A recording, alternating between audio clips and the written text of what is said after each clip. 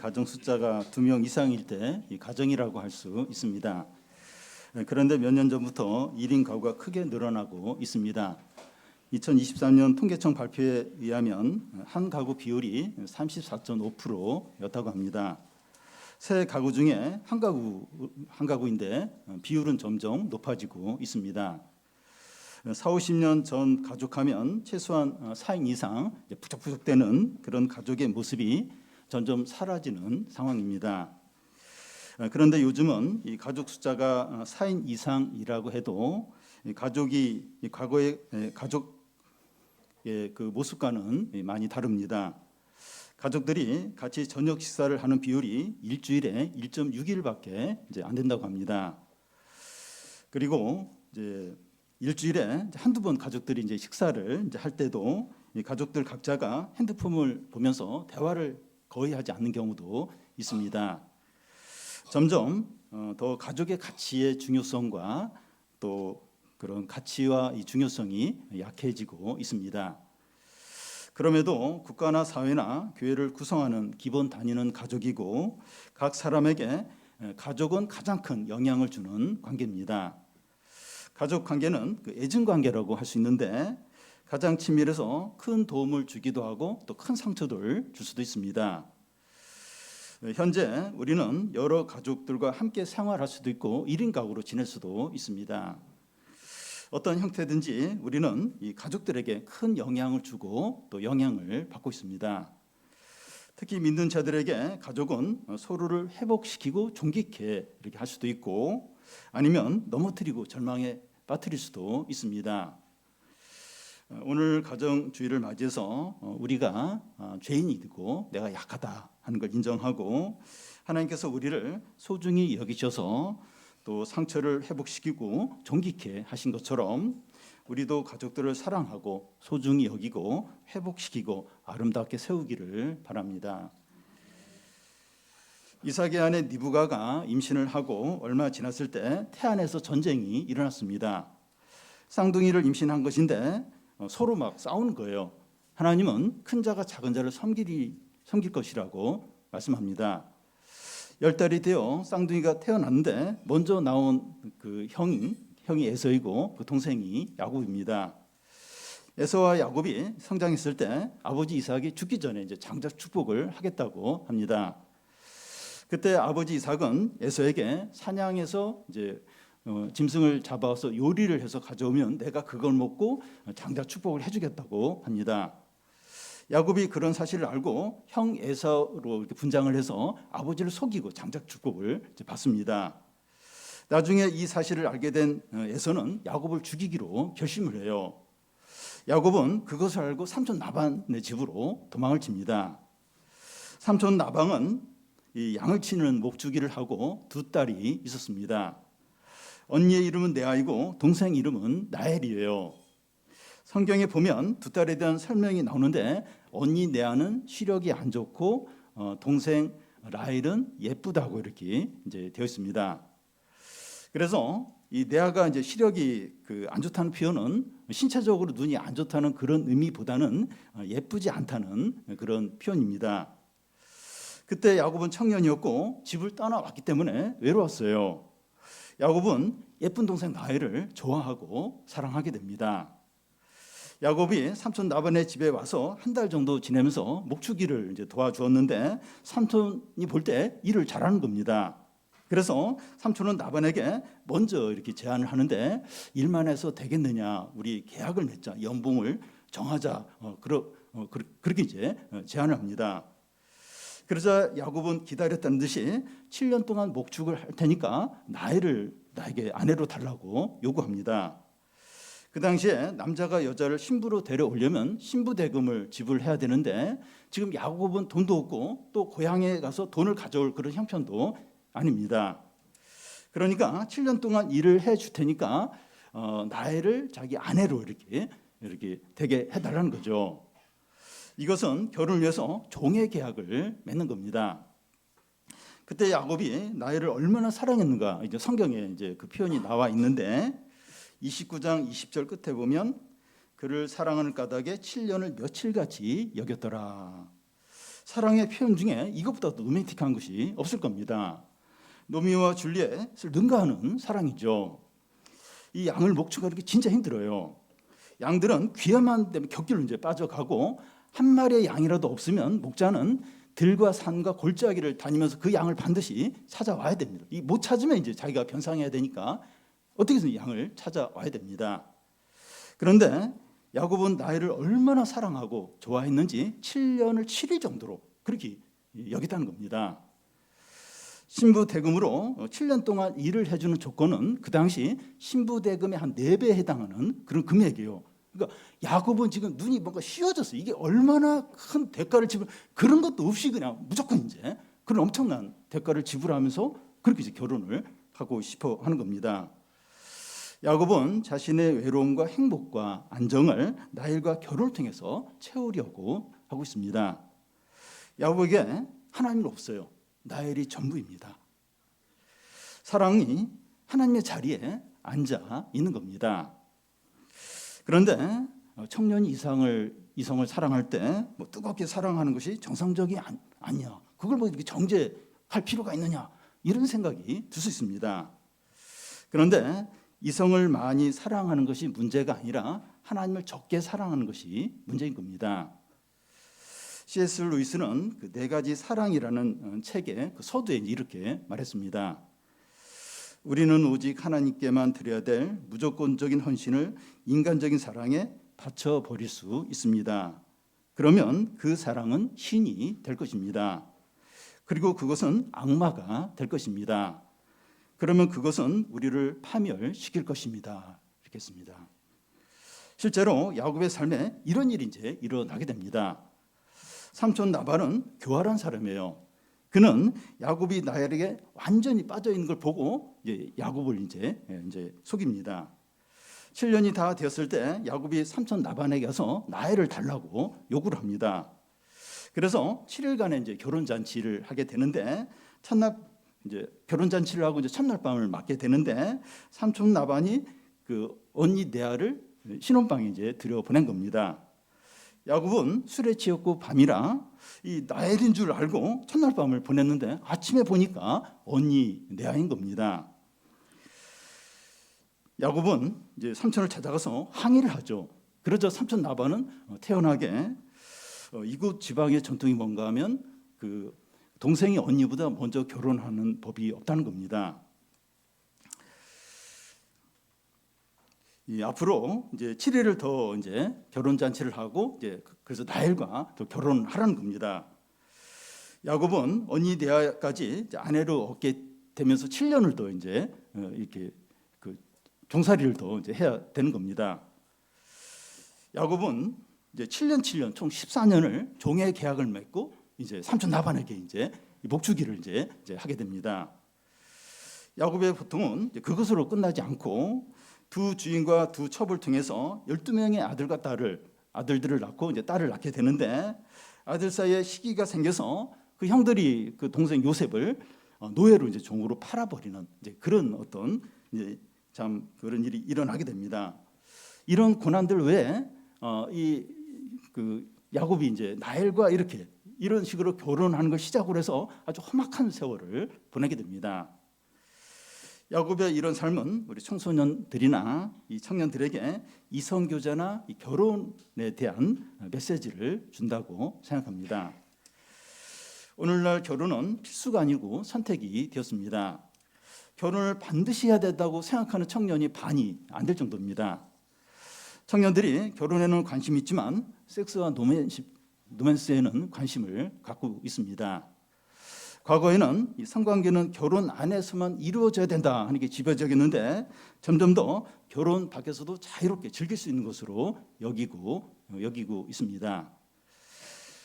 요즘 우리 시대는 이 섹스나 성적인 매력을 가장 우선시하는 시대입니다. 또 결혼은 부담스럽지만 노맨스는 하고 싶어합니다. 예쁜 여자나 멋진 남자와 노맨스를 즐기고 싶어하는 거죠.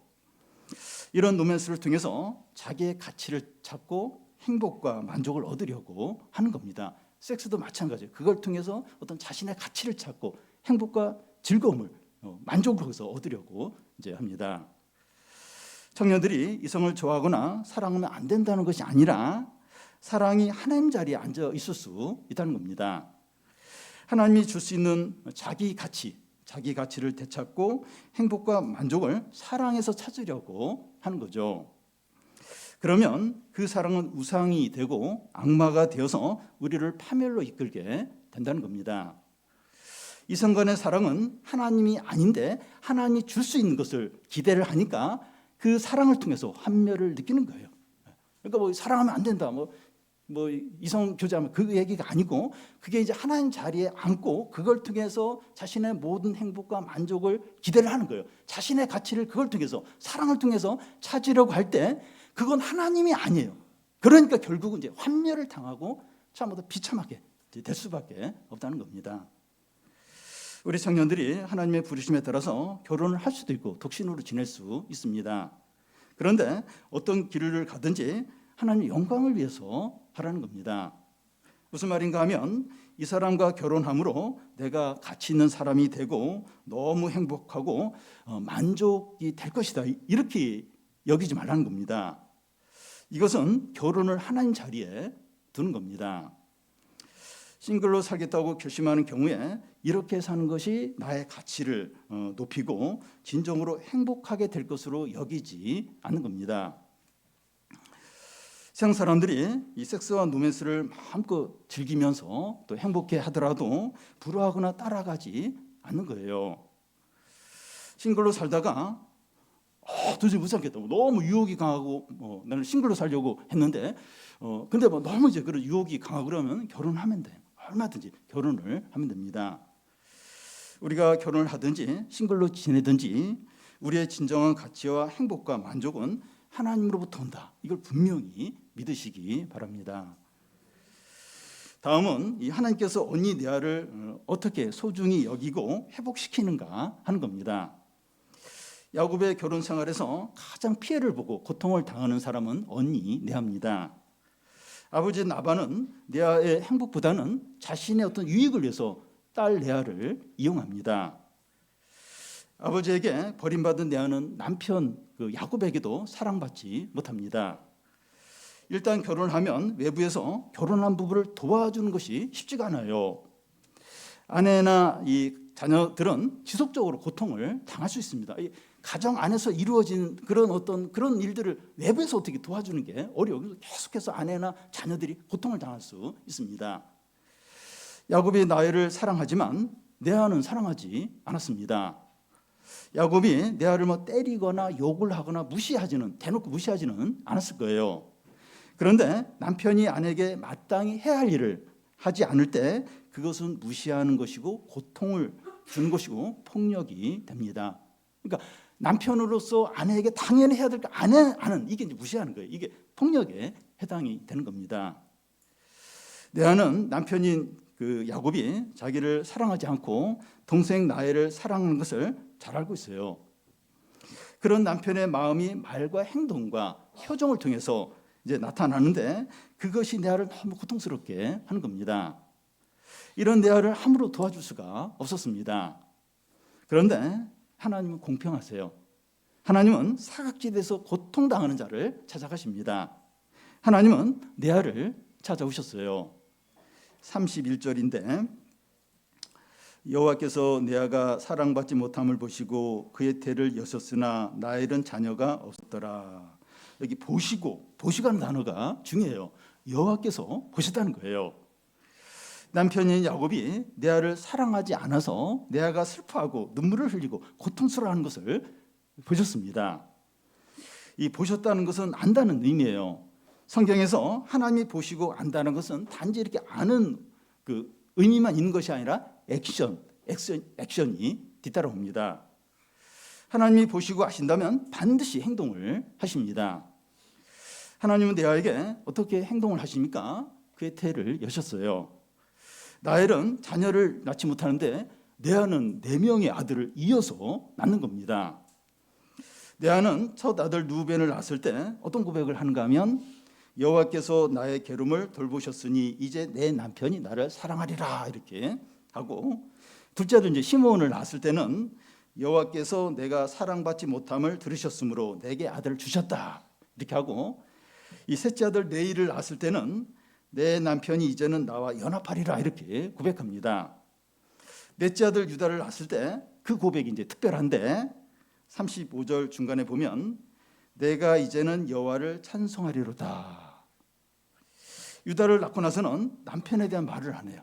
남편의 어떤 바램을 이야기하지 않고 여호와 하나님만 찬송하고 감사하고 영광을 돌리고 있습니다.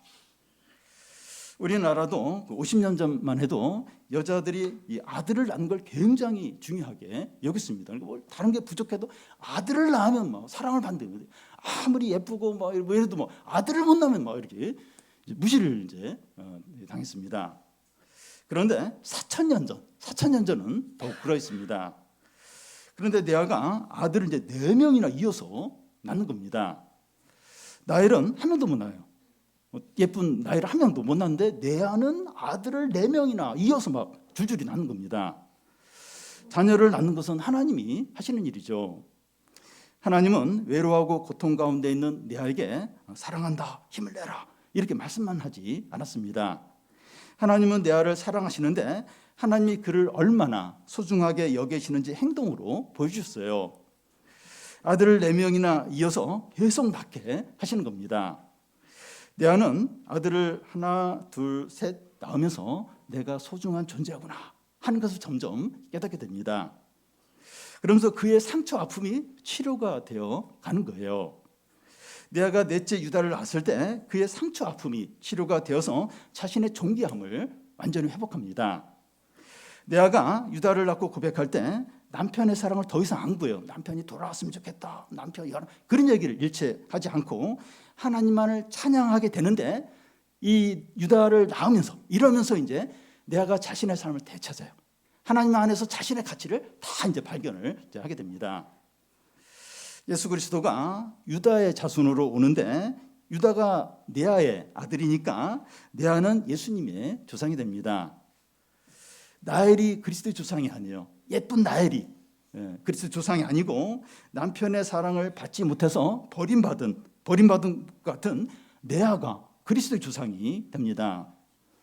하나님께서 레아를 얼마나 존귀하고 복된 여인이 되게 하시고 그를 얼마나 아름답게 회복시켰는지 모릅니다.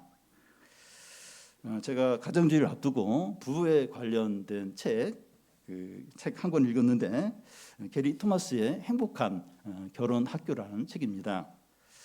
영어 책 제목이 체리시, 소중히 여기다 하는 뜻입니다. 게리 토마스는 그 책 맨 앞에 이 체리시라는 단어는 이 당신의 결혼의 모든 것을 바꾸시는 단어라고 이렇게 말했습니다. 이 책에서 강조하는 것은 이 부부가 이제 서로 사랑한다 이렇게 말하는 것만으로는 부족하다는 거예요. 서로가 이제 소중하다는 걸 느낄 수 있도록 모든 걸 해야 된다고 이렇게 그러니까 책 내내 그 얘기만 이제 강조를 합니다. 하나님은 고통 가운데 있는 레아에게 내가 너를 사랑한다, 진짜 사랑한다 이런 말만 반복하지 않으셨습니다. 레아가 자신을 소중하게 느끼도록 내 아들 4명을 계속 이어서 낳게 하신 거예요.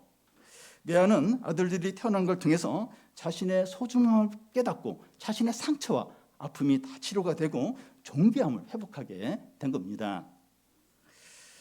여러분 하나님은 오늘 우리들에게도 이렇게 하십니다. 하나님 말로만 우리를 사랑한다고 하시지 않고 우리가 소중하다는 것을 느낄 수 있도록 모든 일을 다 하십니다. 하나님은 저와 우리의 열등감과 상처와 슬픔을 치료하셔서 자신감도 생기고 존귀한 사람이 되게 하셨어요. 우리는 이렇게 서서히 이루어져서 이걸 잘 못 느끼는데 우리를 아는 사람이 20, 30년 전하고 현재를 이렇게 비교해 보면 놀랄 거예요. 너무 많이 바뀌었다. 사람이 이렇게 멋있게 아름답게 바뀔 수 있냐? 이러면서 이제 제3자가 우리를 아는 사람이 보면 놀랄 겁니다. 주님은 우리에게 소외되어 있고 고통 가운데 있는 사람들을 소중히 여기라고 하십니다. 우리 가족들 남편일 수 있고 아내일 수 있고 또 자녀일 수 있고 나이 드신 부모님일 수 있습니다. 그동안 그 가족이 외롭고 낙심해 있고 두려워하고 있고 고통 가운데 있었을 수 있어요. 주님은 내가 너를 소중히 여겨서 회복시키고 존귀하게 한 것처럼 너도 남편을, 아내를, 자녀를, 병든 부모님을 소중히 여기라는 겁니다. 너의 힘으로는 할 수 없다는 거예요. 너의 힘으로는, 너의 능력으로는 할 수 없지만 나의 사랑과 은혜와 능력으로 그래 하라는 거예요. 내가 너를 그렇게 존귀하게 한 것처럼 너도 다른 사람에게 그렇게 다른 사람을 소중히 여기고 존귀한 사람이 되도록 하라는 겁니다. 그러면 이 소중히 여기는 것이 어떤 것입니까? 이 게리 토마스 책에 여러 가지를 이렇게 이야기를 좀 하고 있습니다. 남편과 아내와 남편을 다른 사람하고 비교하지 말고 세상에 있는 유일한 여자와 유일한 남자로 여기라는 겁니다. 비교하는 것은 결혼 전이나 하는 일이지 결혼 후에 비교는 금물이라는 거예요. 결혼 전에 비교하면서 이 사람하고 결혼, 저 사람, 그건 뭐 얼마든지 가능한데 결혼하고 나서 비교는 금물이라. 비교하면 안 된다는 겁니다. 남편들은 이런 기도를 이제 하라는 겁니다. 주님, 제 아내를 아름다움의 기준으로 삼고 매력 만점으로 여기게 해 주십시오. 아내들도 내 남편을 세상에서 유일한 남자로 여기게 해 주십시오. 이렇게 기도하는 겁니다. 다른 생각하지 않아요. 이렇게 좀 바꿨으면 좋겠다. 이런 생각하지 말고 유일한 아내, 유일한 남편으로 여기라는 겁니다. 그리고 실수하는 거, 부부 사이에 이 실수하는 거에 대해서 어떻게 해야 하느냐 하는 겁니다. 가족 안에서 실수하는 거 어떻게 하느냐 하는 겁니다. 어떤 실수를 반복해서 할 때가 있습니다. 샤워기와 이제 세면대에 이제 수도꼭지가 연결되어 있는 그런 게 있는데 샤워를 한 후 이제 방향을 이제 세면대에 물이 나오도록 해야 되는데 그걸 안 해놓은 거예요. 그래서 그 다음 사람이 탁 틀었는데 막 샤워기에서 물이 나와서 막 물을 뒤집어 쓸 때가 있어요. 이게 한 번이면 괜찮다 이렇게 몇 번 반복이 될 때 이제 화가 나죠. 우리 교회가 중국동에 있을 때 그 아내가 물건을 온라인으로 주문을 하는데 실수로 집에 와야 할 물건이 교회로 이제 몇 번 간 적이 있습니다. 치킨을 교회로 2번인가 시켜서 밤에 이제 치킨을 가지러 교회 간 적도 있습니다. 그 중에 이제 최악의 경우가 있는데 여름철인데 양배추즙을 이제 그 아내가 이제 시켰는데 그게 또 교회로 온 거예요.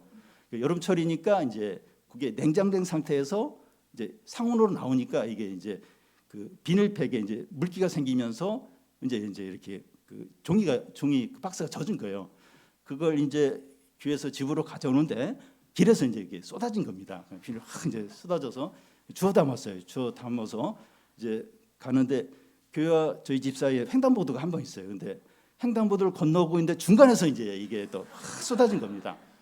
그래서 저는 막 이제 정신없이 이제 종이 박스에 넣고 가방에 막 넣는데 이제 그 신호등이 이제 바뀌는 거예요. 그러니까 차는 지나가야 되니까 다 못 죽고 이제 인도로 나왔는데 한 10개 정도 그 비닐팩이 이제 그 도로에 그대로 있는 겁니다.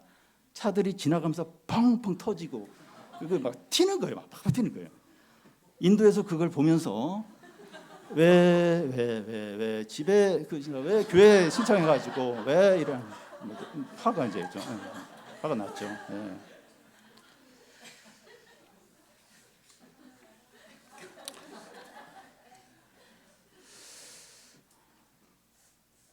우리의 일상에서 이런 경우를 자주 경험을 합니다. 우리 자녀들 중에 자꾸 물건을 잊어버려. 뭐 옷도 잊어버리고 우산도 놓고 오고 막 핸드폰도 막 잊어버리고 그럴 때 이제 한두 번이 아니라 이럴 때 제대로 하는 게 뭐냐 이러면서 이제 화를 이제 낼 수가 있습니다. 누구를 힘들게 하기 위해서 일부러 그런 것은 아닌데 실수로 이제 이렇게 힘들게 이제 하는 거죠. 그럴 때 과거에 실수한 것까지 다 끄집어내서 화를 낼 수가 있어요. 그래도 좀 불만 있었는데 이런 일이 터지면 막 다 이제 과거 일까지만 해서 화를 이제 내기가 쉽습니다. 이런 경우에 어떻게 해야 됩니까? 사람은 실수할 수 있다. 나도 실수하지 않는가? 이러면서 넘어갈 수 있어야 돼요. 넘어갈 수 있어야 됩니다. 실수했을 때 왜 이제 그렇게 했냐고 이제 질문을 할 때가 있는데 비판거리를 찾아서 굴복시키기 위해서 질문하는 것이 아니라 이제 이해하기 위해서 그래서 그렇게 실수했구나 이해하기 위해서 질문을 해야지 이제 막 어떻게 쓰는지 막 이렇게 몰아세우기 위해서 이제 그렇게 질문을 하면 이제 안 된다는 거죠. 이 소중히 여기는 것의 제일 중요한 부분은 이 존중하는 겁니다. 아내가 집에서 투명 인간 취급을 받는 경우가 있습니다. 아내가 가족들에게 무슨 말을 했는데 아무도 안 쳐다봐요. 대답을 이제 하지 않는 경우가 있습니다. 말하는 사람의 얼굴을 바라봐야 존중하는 거예요. 이렇게 물어봤을 때 성의 있게 대답을 해야 존중하는 겁니다. 쳐다보지 않고 또 대답도 안 하고 이건 이제 존중하는 게 이제 아닙니다. 어떤 남편이 집에서 평상시에 아내에게 묵뚝뚝하게 대합니다. 아내는 우리 남편은 원래 이제 여자들에게는 이런가 보다 하면서 이해하면서 지냈습니다. 그런데 한 번은 외식을 나갔는데 예쁜 여종업원에게 남편은 너무 상냥하게 웃으면서 이야기를 잘하는 겁니다. 그럴 때 아내는 그동안 남편에게 존중받지 못했다 이렇게 느끼게 되죠. 저희 아내가 전에 나는 무술이라는 말을 한 적이 있어요. 이 무술이가 뭔가 하면 조선시대 궁중에서 잡일을 하는 이제 여종을 가리킵니다. 저는 아내를 사랑합니다. 그런데 아내 입장에서는 자신이 존중받지 못하다 이렇게 느끼는 거예요. 아내가 몸이 아플 때 음식을 하고 집안일을 하는데 내가 뭐 감사하다고 이런 말도 하지 않고 또 이렇게 뭐랄까 이렇게 무관심하고 이러니까 이제 아내가 이제 그렇게 이제 느낄 수 있는 거죠. 요즘은 아내가 이런 말을 하지 않지만 저는 그때를 이렇게 돌아보면서 회개를 하고 아내가 이제 존중함을 받고 있다 이런 걸 느낄 수 있도록 이제 노력을 해야겠다 이런 생각을 좀 하고 있습니다. 남편들은 아내를 사랑하는 것만 부족해요. 다 사랑하죠. 부인을 사랑합니까? 다 사랑한다 그렇게 해요. 그렇게 말만 하는 건 부족하다는 거예요. 존중하는 말과 행동을 보여야 아내가 사랑을 느낀다는 겁니다. 부모와 자녀 관계도 마찬가지죠. 내가 널 얼마나 사랑하는지 아니? 그걸로는 잘 못 느껴요. 잘 못 느끼고 구체적으로 이렇게 느낄 수 있도록 해줘야 돼요. 자녀가 뭐 옷을 사달라고 한다든지 뭐 핸드폰을 바꿔달라고 이제 할 때 네가 제대로 한 게 뭐가 있어? 이러면 이제 존중하는 게 아니죠. 뭐 안 된다거나 뭐 다음에 사준다거나 뭐 그렇게 얘기하고 뭐 미안하다는 거 그렇게 하는 게 존중하는 거죠. 그러니까 내가 얼마나 너를 사랑하는지 몰라. 너 그거 아니 막 이런데 실제로 안 느껴지는 거예요. 말만 그러면 이제 안 된다는 겁니다. 예수님은 우리를 섬기러 오셨고 자기를 속죄 제물로 드렸는데 우리를 존중한 거죠. 우리를 존중한 겁니다. 하나님이 우리를 존중히 여기신 것은 우리를 회복시키고 존귀한 자가 되도록 하기 위해서입니다. 그러면 주님의 사랑과 은혜를 받은 우리는 가족 가운데 약하고 소외되어 있고 힘들어하는 사람을 소중히 여겨서 존귀케 해야 돼요. 존귀케 해야 됩니다. 마지막으로 하나님의 은혜가 없는 부부는 어떠한가 하는 겁니다. 라헬은 언니 레아와 비교할 때 많은 것을 가졌습니다. 여자로서 예쁘고 남편의 사랑을 전폭적으로 받고 있습니다. 그래서 라헬은 자신감이 있었고 자만심까지 있습니다. 그런데 라헬에게 자녀가 생기지 않는 거예요. 언니 레아는 아들을 넷을 낳는 동안 이 라헬은 자녀가 하나도 없는 겁니다. 라헬에게 자녀가 없는 어려움은 하나님께 나아가는 기회였습니다. 하나님도 그걸 라헬에게 기대를 하신 거죠. 그런데 라헬은 어떻게 합니까? 30장 1절을 보면 라헬이 자기가 야곱에게 아들을 낳지 못함을 보고 그의 언니를 시기하여 야곱에게 이르되 내게 자식을 낳게 하라. 그렇지 않으면 내가 죽겠노라. 성경에 보면 여러 명의 불임의 여성이 나오는데 이 라헬이 제일 믿음이 없어요. 그리고 과격합니다. 자식을 낳게 하라. 그렇지 않으면 확 죽어버리겠다 이렇게 합니다. 라헬은 지나치게 분노하고 있습니다. 그가 지금 지나치게 화를 내는 이유는 자식을 낳지 못한 그 자체보다도 언니와 지금 비교를 하고 있기 때문에 그래요. 자기가 언니보다 뒤떨어지는 것을 견딜 수 없어 합니다. 우리는 경제적으로 어렵거나 차가 소형차이거나 또 사는 집이 작거나 자녀의 성적이 이렇게 좋지 않은 것 자체로 힘들어하기보다는 남과 비교해서 우리가 뒤떨어졌다 하는 것 때문에 이제 힘들어할 때가 많습니다. 시기하는 마음 때문에 힘든 거예요. 그런데 시기하는 마음은 누구에게나 생길 수 있는데 믿음이 안 좋을 때 시기하는 마음이 통제가 안 되고 걷잡을 수 없이 커지게 됩니다. 부인들 중에 외적으로 어려움이 없는데 남편이나 이 자녀들에게 소리를 지르고 막 짜증을 내는 경우가 있는데 남과 비교되면서 뭔가 더 시기심이 있기 때문에 그런 식으로 이제 이렇게 그걸 표현할 때가 있습니다. 야곱은 이런 라헬에게 대해서 어떻게 이제 합니까? 2절을 보면 야곱이 라헬에게 성을 내어 이르되 그대를 임신하게 못하게 하시는 이는 하나님이시니 내가 하나님을 대신하겠느냐. 이 말이 점잖은 것 같은데 화를 내면서 하는 얘기입니다. 그러니까 아내가 화를 내니까 야곱은 더 이제 막 더 크게 이제 화를 내는 거예요. 나도 힘들어 죽겠는데 왜 화를 내느냐. 이런 식으로 하면 이제 콩가루 집안이 되는 겁니다. 부부 사이나 부모와 자녀 사이에서 한쪽이 화를 내는 경우가 있습니다. 남편이 퇴근해서 집에 왔는데 외투를 그냥 소파에 탁 던져버린 거예요. 자녀가 집에 들어왔는데 자기 방문을 쾅 닫고 그냥 들어가 버린 겁니다. 엄마가 자녀에게 밥 먹을 때는 핸드폰 하지 말라 그랬지. 하지 마. 아니 그냥 하지 마 이렇게 해도 되는데 그만해야 되지 될 때가 되지 않았니? 이런 일을 하셔도 되는데 이런 식으로 이제 하는 겁니다. 이런 경우에 같이 화를 내고 막 짜증을 낼 수가 있어요. 이럴 때 어떻게 해야 됩니까? 호흡을 크게 한번 하는 거예요. 그래 나 때문에 지금 그러는 게 아니라 본인에게 뭔가 지금 힘든 일이 있다, 지금 어려움이 있다. 그렇기 때문에 지금 저렇게 이제 하는 거다. 그게 맞아요. 네.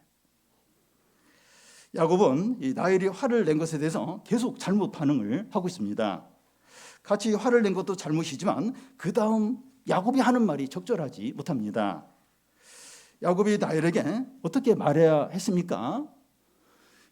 정답을 이야기하는데 정답을 말할 그런 상황이 아닙니다. 그대를 임신하게 한 것은 하나님이신데 내가 하나님이냐? 이거 라헬이 몰라요. 모르니까 이 얘기를 하는 거예요. 내가 하나님이냐?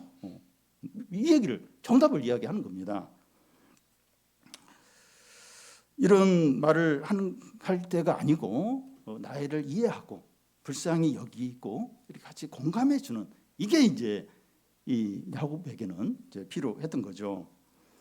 언니가 4명의 아들을 낳았는데 자식 하나도 못 낳으니까 얼마나 마음이 속상하고 얼마나 힘들까. 그래서 이해하려고 그래서 지금 이렇게 막 말도 안 되는 걸 하는구나 이렇게 이제 여겨야 됐죠.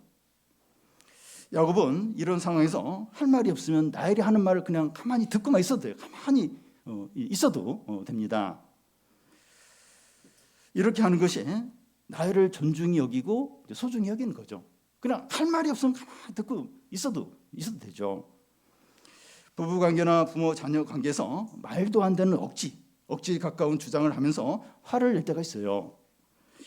그런 말을 들은 가족은 저 말은 옳지 않고 잘못된 생각이야. 지금 바로 잡아주지 않으면 더 잘못될 수 있어. 이러면서 바른 말을 하기가 쉬워요. 막 너무 급하고 우리 애가 저런 말을 하는데 저렇게 막 어떻게 막 나쁜 대로 빠지면 어쩔까? 뭐 남편이 아내가 지금 저런 말을 하는데 막 이러면서 막 바른 말을 막 바로 하려고 막 그렇게 하기가 쉽습니다. 그러면 상대방은 고맙다는 생각을 하기보다는 이렇게 힘든데 존중받지 못한다. 이런 생각을 한다는 거예요.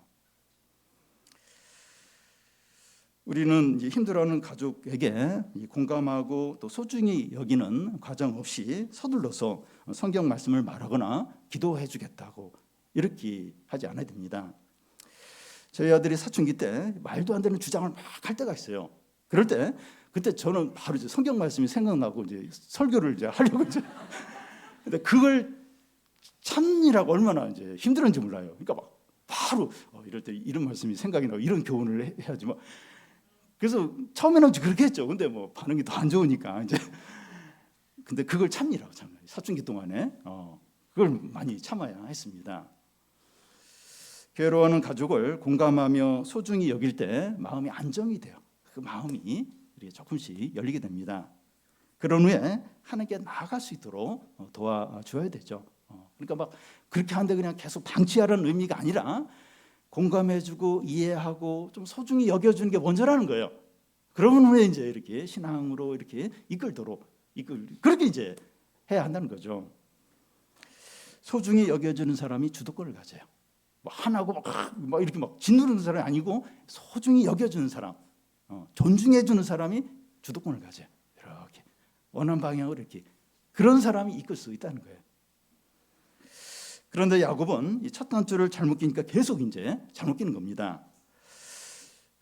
절망 가운데 있는 나엘을 하나님께 이끌 수 있는 좋은 기회였는데 이 기회를 놓치고 말아요. 나엘은 하나님께 나아가는 대신에 어떻게 합니까?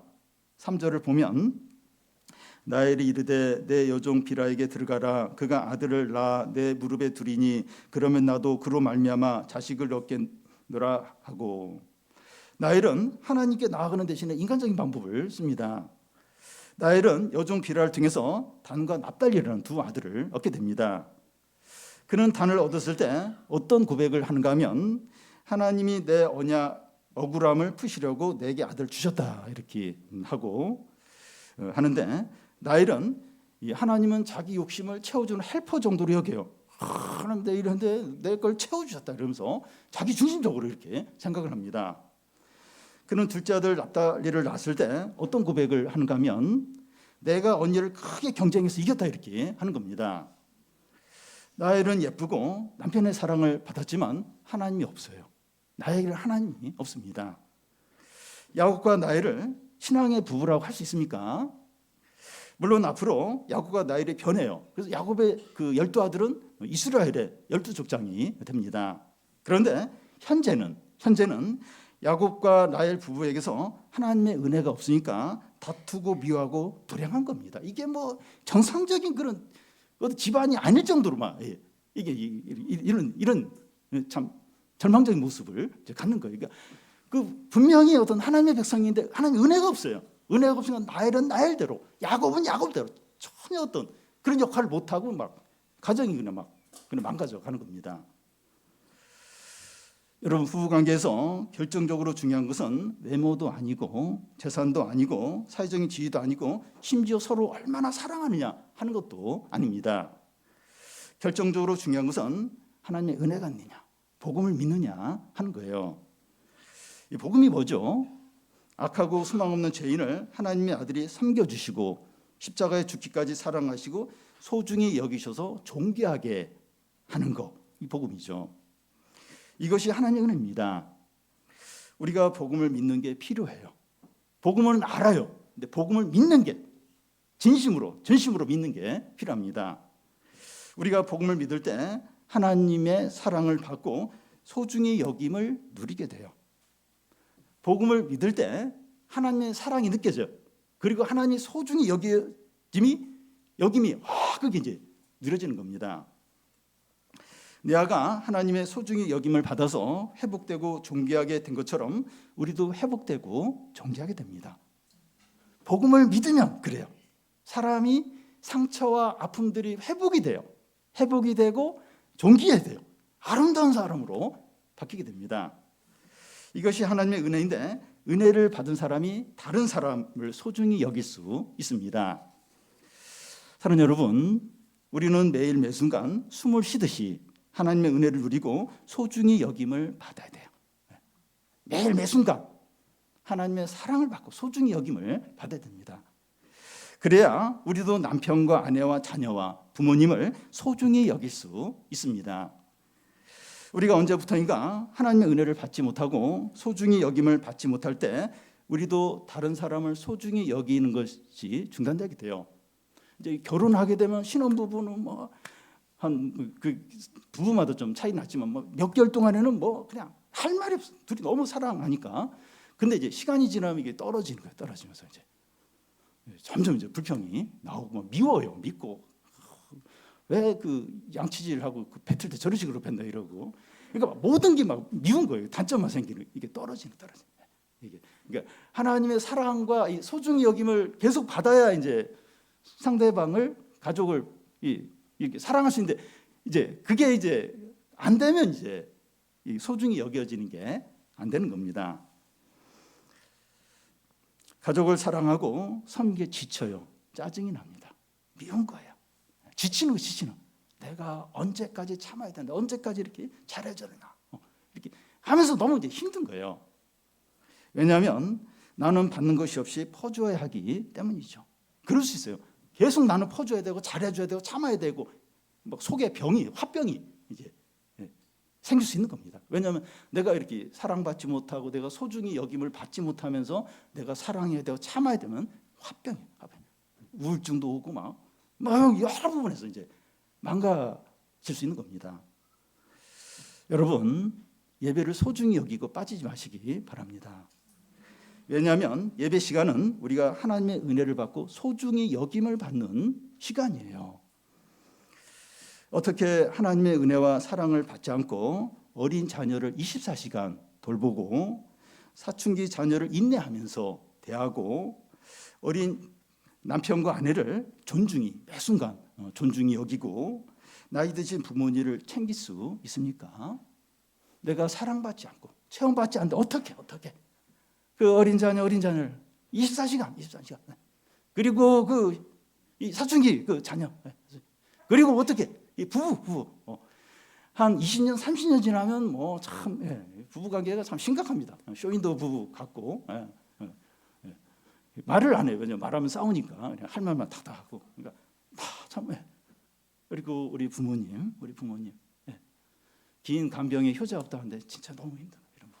그러니까 체험받지 않은데 내가 소중히 영임이 이게 안 되는데 어떻게 이런 삶을 감당을 할 수 있습니까? 예배가 우리가 하나님의 사랑을 받고 소중히 여김을 받는 아주 좋은 시간이라는 겁니다. 우리는 우리 자신에게 복음을 매일 가르쳐야 돼요. 매일 복음을 나는 참 소망 없는 죄인이다. 예수께서 나를 위해 죽으셨다. 그러므로 나를 이렇게 존중히 여기시고 소중히 여기시고 나를 이렇게 축복하신다. 매일 복음을 나에게 가르쳐야 돼요. 내가 복음을 좀 믿고 있는가? 매 순간 복음을 가르치고 하나님의 은혜를 항상 구해야 됩니다. 하나님 은혜가 있어야 돼요. 하나님 은혜를 붙들어야 돼요. 그리고 성령 충만을 구해야 돼요. 성령의 능력을 구해야 됩니다. 그래서 사랑받고 사랑하시기 바랍니다. 우리 자신이 회복되고 존귀하게 될 뿐만 아니라 우리 가족들도 다 회복되고 아름답게 세워지기를 바랍니다. 찬양하고